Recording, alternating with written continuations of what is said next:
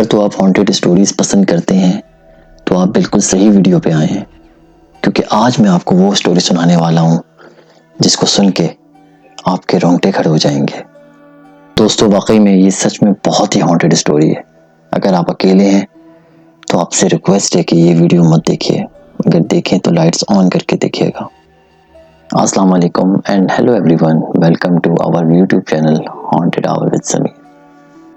یہ ان دنوں کی بات ہے کہ جب میں نے بی کام کے پیپر دیے تھے۔ پیپرز دینے کے بعد میرے بھائی جو ایک بینکر ہیں، انہوں نے ایک پرائیویٹ بینک میں مجھے جاب پہ رکھوا دیا، اور اس بینک میں ایک وکی نام کا لڑکا بھی کام کرتا تھا۔ وہ کالا جادو کرانے میں بہت زیادہ مشہور تھا۔ مجھے بھی سچ پوچھے تو کالا جادو کرنے کا بہت شوق تھا، مجھے بھی بڑا انٹرسٹ تھا۔ ایک دن باتوں میں میں نے اس سے کہا، مجھے یہ بتاؤ کہ حمزاد کو کیسے بلایا جاتا ہے۔ پہلے تو اس نے صاف منع کر دیا کہ نہیں، میں یہ کام نہیں کرتا، اس طرح کا یہ سب افواہیں پھیلائی ہوئی میرے بارے میں ایسا کوئی عمل نہیں کرتا۔ اور میں بھی بڑا ضدی تھا، میں بھی اس کے پیچھے پڑا رہا، اور آخر کار اس نے حامی بھر لی۔ اس نے مجھے انسٹرکشن دی کہ کوئی بھی جوان موت اگر تمہارے رشتہ داروں میں یا تمہارے جاننے والوں میں ہو تو مجھے ضرور بتانا۔ یاد رکھنا، وہ موت کسی نوجوان کی ہونی چاہیے، اور کسی بیماری سے اس کی موت ہونی چاہیے، اور دن اتوار کا ہونا چاہیے۔ میں کافی خوش تھا کہ مجھے اب وہ بندہ مل چکا تھا کہ جو حمزاد کو میرے قابو میں کرنے میں میری مدد کرے گا۔ اب ہمارے محلے میں، ہمارے جاننے والوں میں موتیں تو بہت سی ہوئیں، لیکن کوئی بھی ایسی موت نہیں تھی جو وکی کی انسٹرکشن پہ پوری اترتی ہو، یعنی نوجوان، اتوار کا دن، ایسی کوئی بھی موت نہیں ہو رہی تھی۔ اسی طرح وقت گزرتا گیا، اور تقریباً اس بات کو بھی 8 مہینے گزر چکے تھے، اور اسی طرح انتظار کرتے کرتے سردیاں بھی آ گئیں، اور آخر کار وہ وقت آ گیا جس کا مجھے بے صبری سے انتظار تھا۔ ہمارے محلے میں ایک انتقال ہوا۔ انتقال ایک 32-33 سال کے لڑکے کا تھا کہ جس کا دل اچانک بند ہو گیا تھا، جس کی وجہ سے اس کی موت ہو گئی۔ اس بیچارے کے گھر میں تو کوہرام مچ گیا تھا، لیکن میں اور وکی حمزاد کی تیاریوں میں مصروف ہو گئے تھے۔ وکی کی ایک انسٹرکشن یہ بھی تھی کہ مجھے میت کے ساتھ ساتھ رہنا ہے، اور دفناتے ٹائم میت کے کان میں ہلکے سے کہنا ہے کہ ہم رات میں آئیں گے۔ وکی کی تمام انسٹرکشن پہ عمل کیا، جیسا اس نے کہا میں نے ویسے ہی کیا۔ وکی کے مطابق ہمارا سیکنڈ اسٹیپ شروع ہوتا ہے۔ وہ رات میری زندگی کی سب سے بھیانک رات تھی۔ میں اور وکی مرنے والے نوجوان کا حمزاد کو قابو کرنے کے لیے قبرستان کی طرف روانہ ہوتے ہیں۔ ان سال کی سب سے سخت سردی تھی، درجہ حرارت بہت گرا ہوا تھا، آسمان پہ کالے بادل چھائے ہوئے تھے، جس کی وجہ سے روشنی بھی بہت کم تھی۔ ٹھنڈی ٹھنڈی یخ ہوائیں چل رہی تھیں۔ میں اور وکی قبرستان پہنچتے ہیں۔ دوستو، یہ قبرستان بہت ہی کوئی خوفناک قبرستان تھا، کیونکہ یہ انڈیا پاکستان بننے سے پہلے کا قبرستان تھا۔ بڑی جھاڑیاں تھیں، اور یہ قبرستان دور دور تک پھیلا ہوا تھا، اور میں اتنا خوف زدہ ہو گیا تھا کہ ایک لمحے کے لیے تو میں نے سوچا کہ واپس چلا جاتا ہوں، لیکن پھر میں نے سوچا کہ وکی بھی تو میرے ساتھ ہے، مجھے ڈرنے کی کیا ضرورت ہے۔ میں اور وکی آخر کار اس قبر پہ پہنچ جاتے ہیں جسے میں دفنا کر آیا تھا۔ ہم اپنے ساتھ قبر کھودنے کا تمام سامان لے کر گئے تھے، اور اب ہم قبر کھودنا شروع کرتے ہیں۔ پہلے تو ہم قبر کے اوپر سے پھول صاف کرتے ہیں، اس کے بعد مٹی ہٹانا شروع کرتے ہیں۔ مٹی ہٹا کے ہم کافی تھک جاتے ہیں۔ اس کے بعد ہم وہیں بیٹھ کر تھوڑا سا آرام کرتے ہیں، اور آرام کرنے کے بعد ہم دوبارہ سے اپنا کام شروع کرتے ہیں۔ اور یہ جو کام اب ہم کرنے جا رہے تھے وہ بہت ہی خطرناک کام تھا۔ اب ہم قبر کے اوپر سے سلب ہٹانے جا رہے تھے۔ میں نے اور وکی نے ایک ایک کر کے سلبیں ہٹانا شروع کر دی۔ اب قبر کی تمام سلپیں ہٹ چکی تھیں۔ قبرستان تھا، اندھیری رات تھی اور قبر کے اندر مردے کو دیکھ کر میرے تو رونگٹے کھڑے ہو گئے۔ ایسی سلپیں ہٹیں، وکی فوراً قبر کے اندر گیا اور مردے کے کفن کے اندر سے ہاتھ نکالے۔ وکی نے مردے کے دونوں ہاتھوں میں خنجر رکھ دیے۔ وکی نے مجھ سے کہا کہ تم مردے کے پیروں پہ جا کے بیٹھ جاؤ، اور خود وکی قبر کے اوپر جا کے مردے کے دائیں طرف جا کر بیٹھ گیا، اور تقریباً آدھا پونا گھنٹہ ہو گیا تھا۔ وکی آنکھ بند کر کے عمل کر رہا تھا اور میں مردے کے پیروں پہ بیٹھا ہوا تھا۔ مجھے بہت خوف محسوس ہو رہا تھا۔ دل کو بہلانے کے لیے میں نے کہا، یہ بے جان مردہ ہی تو ہے، یہ میرا کیا کر سکتا ہے؟ لیکن اندر ہی اندر خوف مجھے کھایا جا رہا تھا۔ میری نظر مردے کے چہرے پہ تھی اور مردے کے ہاتھوں پہ تھی جو بے جان پڑے ہوئے تھے۔ لیکن اچانک میں نے دیکھا کہ مردے میں جان آنا شروع ہو گئی ہے۔ وہ خنجر وکی نے مردے کے ہاتھ میں رکھے تھے، مردے نے ان کو کس کر پکڑ لیا تھا۔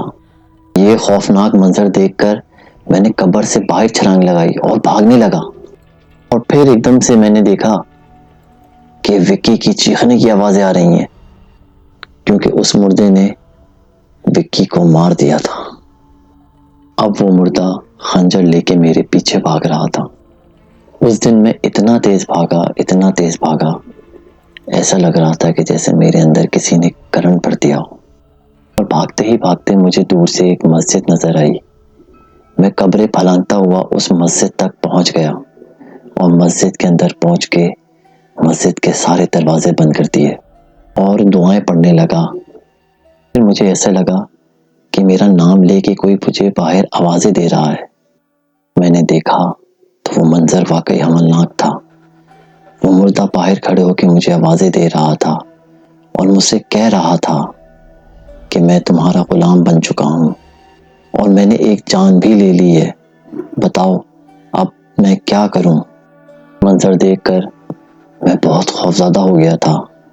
سخت ٹھنڈ میں بھی مجھے پسینے آ رہے تھے اور پیاس لگ رہی تھی۔ اسے آواز نہیں نکل رہی تھی ڈر کے مارے۔ پھر بھی میں نے اس کو ڈرتے ڈرتے کہا کہ میرا یہ حکم ہے کہ تم اپنی قبر میں چلے جاؤ، اور جب تک میں تمہیں واپس نہ بلاؤں تو مت آنا۔ پھر اچانک لمبی خاموشی ہو گئی، وہ چلا گیا اور پھر میں بے ہوش ہو گیا۔ صبح جب میری آنکھ کھلی تو میں اسی مسجد میں تھا۔ مجھے تیز بخار ہو رہا تھا۔ مسجد والے مجھے گھر لے کر چلے گئے، اور میں یہ سوچ رہا تھا کہ وکی میری جان لینا چاہتا تھا۔ وہ مجھے مار کے خود حمزاد کو قابو کرنا چاہتا تھا۔ مجھے اس پہ ذرا برابر بھی شک نہیں تھا کہ وہ میرے ساتھ سب کچھ کرنے والا ہے۔ وہ تو میری قسمت اچھی تھی کہ میں بچ گیا، ورنہ میں بھی آج وکی کی طرح مرا ہوا ہوتا۔ اس واقعے کا ذکر میں نے کسی سے بھی نہیں کیا، نہ اپنے دوستوں سے، نہ اپنے گھر والوں سے۔ اسی طرح تقریباً 6 مہینے گزر گئے اور گرمیاں آ گئیں۔ میں اپنے گھر کی چھت پر سو رہا تھا کہ میں نے اچانک خواب میں وکی کو دیکھا۔ وکی کے 2 خنجر اس کے سینے میں لگے ہوئے ہیں، وہ خون میں لت پت ہو رہا ہے، اور وہ ایک خنجر نکال کے میرے اوپر مارنے کی کوشش کرتا ہے۔ پھر اچانک میری آنکھ کھل جاتی ہے۔ میں نے یہ خواب تقریباً 3 دن سے لگاتار دیکھ رہا تھا، اور مجھے خوف بھی محسوس ہو رہا تھا، کیونکہ اس واقعے کو 6 مہینے گزر چکے تھے، اور ان 6 مہینوں میں نے وکی کو کبھی خواب میں نہیں دیکھا، لیکن اب بھی اچانک میرے خوابوں میں کیوں آ رہا ہے؟ ان خوابوں سے میری حقیقت سے کوئی تعلق نہیں تھا، کیونکہ میری زندگی تو نارمل گزر رہی تھی۔ ایک دن میں بینک میں بیٹھا کام کر رہا تھا۔ اس دن کام کچھ زیادہ تھا اور تقریباً رات کے 9 بج چکے تھے۔ میں اپنا کام ختم کیا اور گھر کی طرف روانہ ہوا۔ جیسے ہی میں بینک سے نکلا تو مجھے ایسے لگا کہ میرے پیچھے کوئی آ رہا ہے، لیکن جب میں نے پیچھے مڑ کے دیکھا تو کوئی بھی نہیں تھا۔ دوبارہ اپنی منزل کی طرف چڑھنے لگا، اور پھر مجھے ایسے لگا کہ میرے پیچھے کوئی آ رہا ہے، کیونکہ مجھے قدموں کی صاف آواز سنائی دے رہی تھی۔ اب جب میں نے پیچھے مڑ کے دیکھا تو پیچھے پتہ ہے کون تھا؟ جی ہاں، صحیح پہچانا آپ نے، پیچھے وکی تھا۔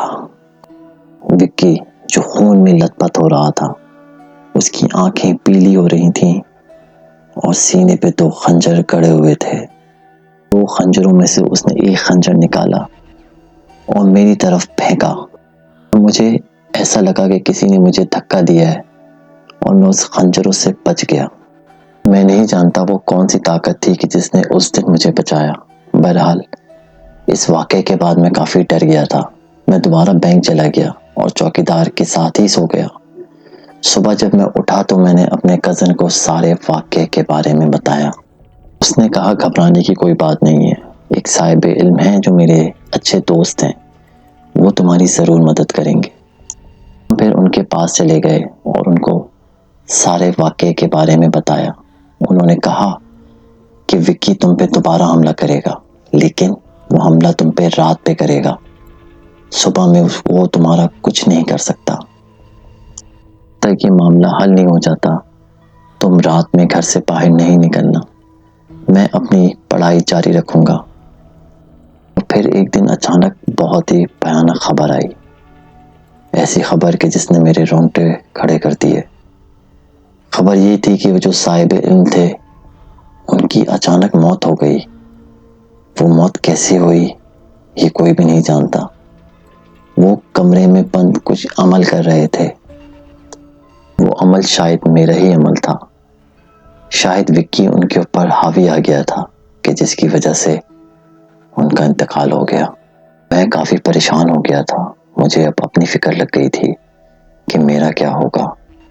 اسی دوران میرے کزن ہیں، وہ مجھے اپنے ساتھ گاؤں لے گئے۔ گاؤں پہنچ کر انہوں نے مجھے ایک حکیم صاحب سے ملایا۔ وہ حکیم صاحب خود بھی ہمزاد کا عمل کر چکے تھے، وہ بخوبی جانتے تھے سب کچھ۔ میں ان کو اپنے بارے میں سب کچھ سچ سچ بتا دیا۔ انہوں نے کہا یہ سچ میں واقعی بہت خطرناک عمل ہے۔ اگر تو تم اپنی جان بچانا چاہتے ہو تو تمہیں جیمز کی قبر پہ جانا پڑے گا اور وہاں جا کے ہمیں کچھ ایسا عمل کرنا پڑے گا جس سے تمہاری جان بچ جائے۔ فیصلہ کیا کہ ہمیں جیمز کی قبر پہ جانا ہے اور ہم تقریباً رات کے 2 بجے جیمز کی قبر پر پہنچ گئے۔ میں بہت ڈرا ہوا تھا کیونکہ میرا پچھلا ایکسپیرینس بہت خوفناک تھا، لیکن اپنی جان بچانے کے لیے یہ عمل کرنا بھی ضروری تھا۔ میں اور حکیم صاحب جیمز کی قبر پر پہنچ گئے۔ قبر پہ پہنچنے کے بعد حکیم صاحب نے ایک دائرہ بنایا اور کہا کہ اس سے باہر نہیں نکلنا چاہے کچھ بھی ہو جائے۔ اب حکیم صاحب نے عمل کرنا شروع کر دیا اور عمل کرتے کرتے تقریباً آدھا گھنٹہ گزر گیا اور پھر ایک دم سے مجھے ایسا لگنے لگا کہ ایک بہت بڑا جانور میرے قریب آ رہا ہے اور قبروں سے مردے اٹھ کر میرے پاس آ رہے ہیں۔ میں بہت ڈر گیا تھا، لیکن حکیم صاحب نے مجھ سے کہا کہ ڈرو مت، یہ سب آنکھوں کا دھوکہ ہے، کچھ بھی نہیں ہوگا تمہیں، تم خاموشی سے بیٹھے رہو۔ اور پھر ایک دم سے وکی کی قبر ہلنے لگتی ہے اور اس کے اندر سے وکی نکلتا ہے۔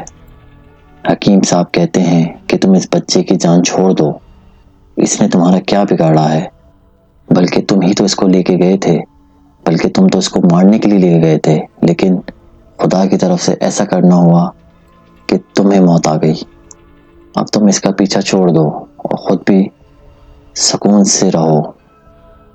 اور آخرکار وکی کو حکیم صاحب کی باتیں سمجھ میں آ گئیں، اس نے میرا پیچھا چھوڑ دیا۔ دوستو ایسی ہی خوفناک، حملناک، خطرناک کہانیاں سننے کے لیے چینل کو سبسکرائب کریں، ویڈیو کو لائک کریں اور کامنٹس میں لازمی بتائیں کہ کیسی لگی آپ کو آج کی ہماری سٹوری۔ ملتے ہیں دوستو پھر اگلی ویڈیو میں، جب تک کے لیے اللہ حافظ۔